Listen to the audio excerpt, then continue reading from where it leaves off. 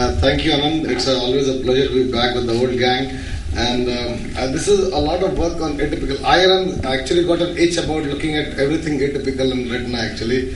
And we had several publications because of this itch. So we have some unusual things to say about macular diseases in the beginning. I have nothing, no financial interest in this presentation. All the studies which I have shown here are part of my work at Arvind Eye Care System, Madurai. So I'll, because of the limitations of time, I'll be considering only the four most common diseases where I've got most experience also. The central serous choroidal retinopathy, age-related macular degeneration, and two of my favorite topics, macular telangiectasia, and which I have stolen from Mahesh, external retinoschisis. Now, central serous retinopathy, I remember when I was a fellow, I had a student and he told me once very cockily that at least we can diagnose CSC very easily actually. And it's, believe me, it's always an overstatement actually. Even a simple central serous retinopathy is not necessarily a simple diagnosis. Obviously, chronic CSR is a completely different ball game. And it can actually resemble all these diseases. I have seen them personally. Exudative AMD, exudative retinal detachment, chorioretinitis, non-AMD CNVMs, retinitis pigmentosa, and even acute CSME can actually mimic something like opertus maculopathy or even a tumor or neoplasia. Now, this is let's start at the base level. This is a simple case of subretinal fibrin and central serous choroiditis, but a lot of these patients get treated with steroids because they think it is choroiditis actually. Subretinal fibrin is a common presentation, more so if the patient is taking oral steroids by any route. So when a simple way to diagnose it to do a fluorescein angiography where you can find a point leak with the classic ink block pattern, and the simple treatment is, in this case, photodynamic therapy. This is a patient of subretinal fibrosis with exudative retinal detachment. So if you look at the picture on the left, it looks like a case of subretinal fibrosis uveitis syndrome, as Kalpana would probably agree. But when you do an angiography on this patient, you see that there are several point leaks. Thankfully, they are not the RP decomposition kind of pattern, which can be very confusing. But if the point leaks are there, I have personally treated a lot of these patients with simple laser treatment and they resolve. Now, angiography is not necessarily a help always. Sometimes the clinical picture is very obvious and angiography throws up something completely different. In this case, we are confused that we are dealing with a CNVM or a CSCR. Now, let's first guess the common sense. Why it can't be a CNVM? If you have a CNVM, then for a CNVM to have such a huge detachment, it should be massive. And typically, the serous detachments are a feature of occult CNVM. So you should have a massive occult CNVM to have a detachment of this kind. It's very small. There's something fishy. Here, OCT settled the issue. When we did the OCT in this case, we saw that there were some streaks of retina. The parts of sensory neural retina were attached to the guilty PED with the help of some fibrin. And this has been described actually previously by Japanese authors. So we saw a few more cases like this and we published our series in Eye. And it is, so when we treated this patient with transpupillary thermotherapy, before the leak got settled, it got converted into a classic ink blot. So basically it was a classic smokestack leak which was converted into this unusual CNVM kind of leak because of this adhesion of retina to the underlying PED. And by simple treatment, it first revealed its true nature before getting resolved. Now this is a flip side of this picture. You have a picture which looks like an acute CSC. Again, angiography shows something very unusual. You see some kind of fuzzy leak or ooze and you're not able to make up your mind. Now look at the disc. What is the comment on the disc? It looks fairly normal. I mean, I'm focusing your attention on it, but you can't see anything abnormal in this. Now look at this. Now when you have a picture like this, though there is a detachment, it is never a serous retinopathy. It is always a foveus casus called by an optic pit, even if the pit is not visible. In fact, Spade first talked about such occult pits, and I've seen several cases which is under publication. So this is a case where we have an occult pit. See again, there is no pit visible, neither on clinical examination or angiography. But this thing is very typical. The schisis is very typical of the pit, and it is coming from the pit itself. You can see the pit on the OCT. So why we have to know that? Because here the treatment is surgery. No treatment, no laser, nothing will help in this patient. Now, sometimes a clinical picture itself is what the diagnosis. So, if we had this patient who was referred as a case of sector retinitis pigmentosa with classic bone spicule pigmentation. You can have bone spicule pigmentation when you have inferior detachments, and you can see that there are PEDs here actually. Similarly, this case was referred as a Stargardt disease, but again you can see the PEDs. So, seeing the PEDs is enough, and seeing the fellow eye is enough to confirm the diagnosis. The angiography definitely helps. Now, this is a step higher actually. Now, this picture of very peculiar, it was diagnosed by one of our fellows as a case of amelanotic melanoma. And it was actually, I can't give you the stereoscopic view, but it was looking huge. It was looking very big. And I've actually seen some cases, I think Dr. Kalpana will deal with them, case of posterior scleritis which look very similar. Nodal posterior scleritis. Now, this case, as it turned out, looked something very different. When you do angiography, it looked like a rip. But when you do an OCT, it didn't look like a rip at all. Actually, a rip should not have such a huge elevation. This is a pre-rip picture, if at all. So now what happened here? There was a denudation of the overlying RPE because of the chronicity of the PED. And we got it confirmed, and Anand saw another case which looked very similar, and again, similar experience and a similar PED. So we published in OSLI, and we learned a new lesson about the appearance of CSC. So what clinches the diagnosis? The patient age and sex is the age-old conventional teaching that when you get a serious detachment in a young patient, think of CSCR. When you get a serious in an old patient, think of AMD. I'll go and refute this wisdom in the next few slides. But this also holds ground in some cases. Then if the history is off and on, the patient reports recurrences, it is in favor of CSCR. Use of steroids, one must always ask actually. Nowadays they even associate this a lot with Viagra use. So, but use of steroids, like the patient is asthmatic, has arthritis or eczema, and using steroids for these reasons, then that's a very well known, but generally not asked about cause of CSCR. There's generally a lack of family history when you have those pictures of so-called Stargardts or HMD. Look at the fellow eye, and sometimes just a look at the inferior retina will suffice to make the diagnosis in a teardrop CSCR, as I showed before. The only investigation we are going to ever need is fluorescein angiography and OCT and a little bit of common sense. Now let's come to age-related macular degeneration. Now AMD, because simply because it's very common, it is mimicked by a lot of diseases. And at all stages of AMD, you can have confusion. You can have a confusion at the stage of early AMD when you have only drusen, intermediate AMD when you have larger drusen and PEDs, geographic atrophy, or exudative AMD.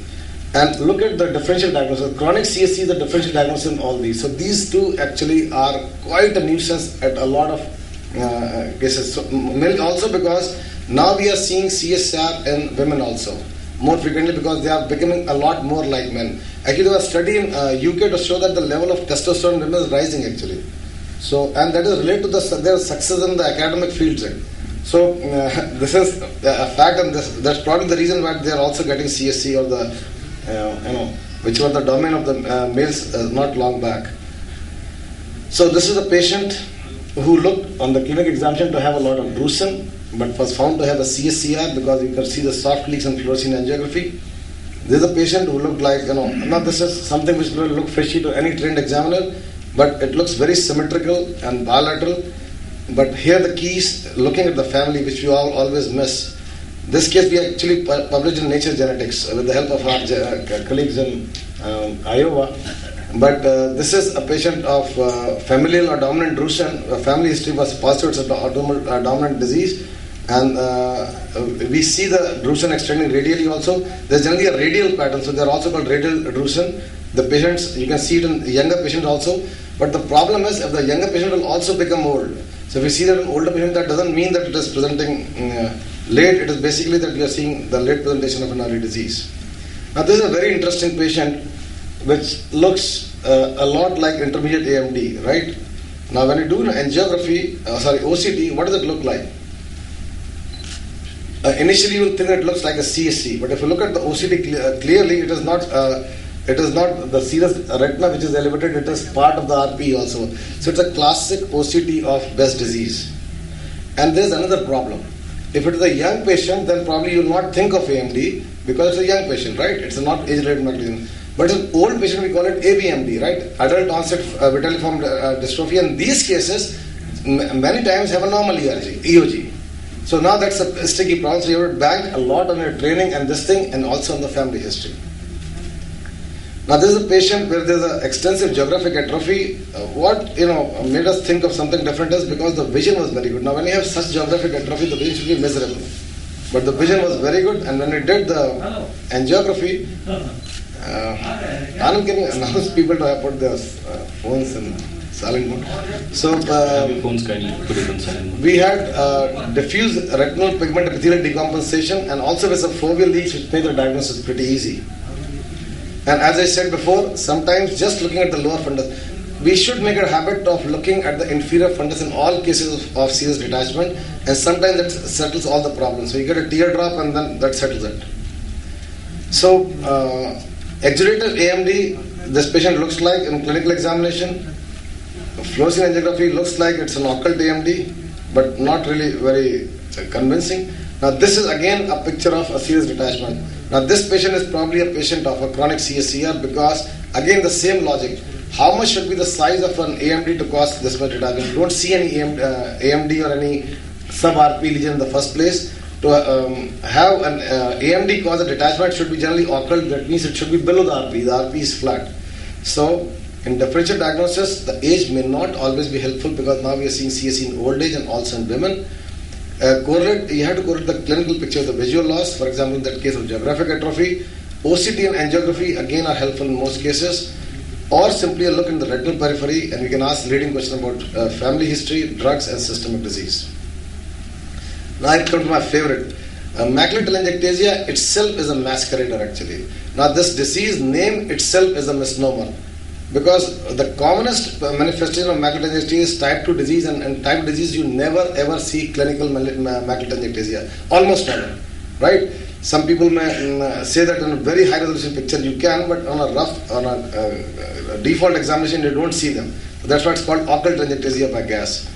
So it can look like AMD, CSC, hereditary macular degeneration, BRVO, radiation retinopathy, even cancer-induced tamoxifen retinopathy. So this is a case which looked like CSC or AMD, either of them. It was neither of them. Fluorescein angiography clearly showed that it was macular telangiectasia. You can see the capillaries in the early phase, and you can see the very classic leak in the late phase. This looked like mactel with a pigment epithelial plaque, the classic stellate plaque of the mactel. But here again, the examination of the inferior fundus showed that it was a CSCR. Now this is, in my experience, one of the commonest ways I've seen the mactel presenting as a bullseye maculopathy. In fact, a lot of these patients have even undergone an ERG. Now, this is one of the, again, you can see an RP depigmentation around, but you don't see any telangiectasia. Angiography is extremely typical in many of these cases, very simple to diagnose. There's one more diagnostic aid now, very beautiful, again OCT. You see that in spite of the gross leakage, they do not have leakage in most cases. In some cases you have, but it's rare. The default finding is foveal atrophy. So if you see atrophy instead of edema along with the leakage, then it's diagnosis of macular telangiectasia. Finally, I come to extreme retinoschisis. Again, a huge list of differential diagnoses like ROP, inverse macular dragging. Now, inverse macular dragging is something I did not know earlier actually. When you think of macular dragging, you classically think of FEVR or ROP. This is probably the only condition I know where you have a nasal dragging of the macula. And this was reported by Bill Testman actually in a brilliant work. It can develop a Coates disease, a resolved choroidititis. Now you think of a typical extreme retinoschisis and you think what I'm talking about. Is it Coates disease, choroidititis, is it possible? AMD, dominant drusen, Auger's disease is settled already. I'll show examples of all of them. So this case, if you look at the right eye, this patient, it looks like, it can be confused with the extreme ROP. But again, you can see this classic pattern actually, right? Of the blood vessels. This is not seen in ROP. This is very typical of extreme retinopathy. But again, the left picture does not show the left eye. It is not the same eye. It is, right? If you look at this picture, you are not looking at the left eye. It is again the right eye where there is a nasal dragging of the retina and the macula. So the macula is actually dragged nasally and it is sitting on the edge of the disc. And you can see this retinoschisis and vitreous veils, as you would call them, very classic, but you don't see any typical macular schisis because it's extremely severe. And this can take this kind of form also. It can sometimes present with macular scar like this, or in both eyes, one of both eyes, where it becomes very difficult. Sometimes you have the peripheral exudation like this, but you have a classic schisis in the center. But in other cases, you might have a complete detachment, exactly like Coats disease. So what do you do? We found that sometimes simply the examination of the fellow eye is sufficient, as in this case, you can see a classic schisis. But most surprisingly, we found that even in these cases, if you do an OCT, you can find a typical splitting of retina on the top of this hump. So OCT in our cases, in our series, which we published in AGO in 2007, was confirmatory, but generally it's the ERG which is the definitive diagnostic aid. Obviously, you also have to look at the family, especially the maternal uncles and maternal cousins, and that confirmed diagnosis. This is a recent case we saw. This is a patient who was in his 50s, and we thought about early AMD, but again we got confused or a little put off by this vitreous floater kind of thing. So when we did an OCT, we found that the right eye was completely atrophic, so we couldn't make out anything, but the left eye was classic. Now I come to the autofluorescence, which is now the diagnostic aid in both macular telangiectasia and in extended retinal. So here you see a central exaggeration of the hypofluorescence and a light halo, which indicates the progression of the disease. So this is a new landmark, and obviously the ERG is very typical, the negative ERG. So this is reported earlier by Sang et al., and we published a case report in IGN about this. So how do we diagnose a typical XLR? Typically the young male patients, but the old patients may not have foveal schisis. Look at the fellow eye, take a family history, examine the maternal uncle and nephews, and again OCT and ERG are diagnostic several times. So we have to take home summary, we have to look at the patient's age and correlate with the symptoms in the family history, take a detailed history, ask leading questions sometimes about the use of, for example, Viagra. Sometimes you have about systemic disease, malignancy, perinatal history. Investigate judicially. FFA and OCT suffice in most cases. Electrophysiological tests are rarely required. And do not jump to treatment without a diagnosis, because misdiagnosis can be fatal. Thank you very much.